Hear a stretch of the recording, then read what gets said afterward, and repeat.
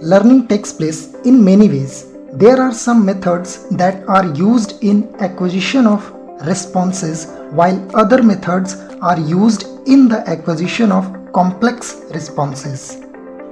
The simplest kind of learning is called conditioning. Two types of conditioning have been identified.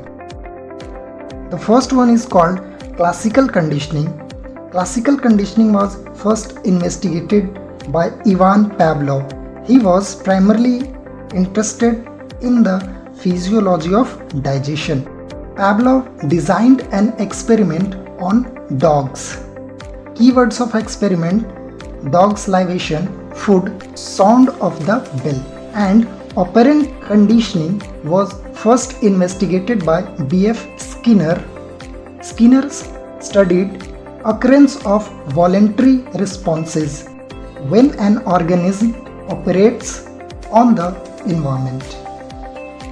He called them operants. Here, operants are those behaviors or responses which are emitted by animals and human beings voluntarily and under their control. Skinner designed an experiment on rats and pigeons. Keywords of experiment: Skinner box, food, instrumental conditioning. In addition, we have observational learning. The learning takes place by observing others. Earlier, this form of learning was called imitating.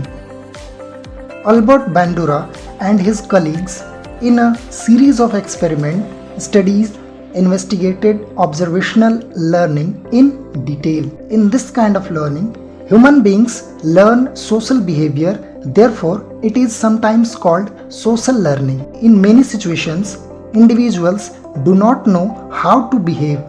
They observe others and imitate their behavior. This form of learning is called modeling.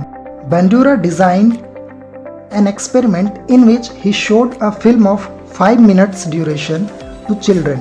The film shows that in a large room there are numerous toys, including a large size Bobo doll. Lastly, we will see cognitive learning.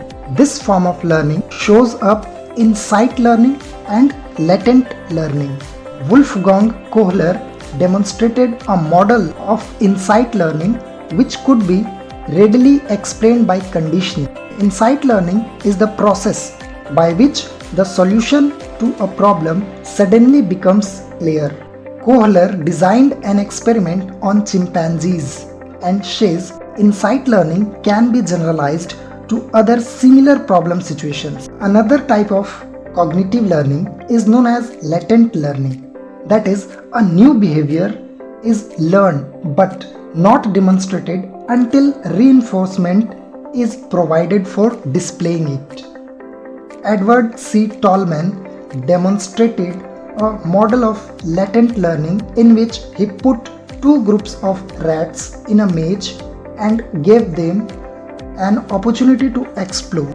Here, the rats develop a cognitive map of the maze, that is, a mental representation of the spatial locations and directions which they needed to reach their goal.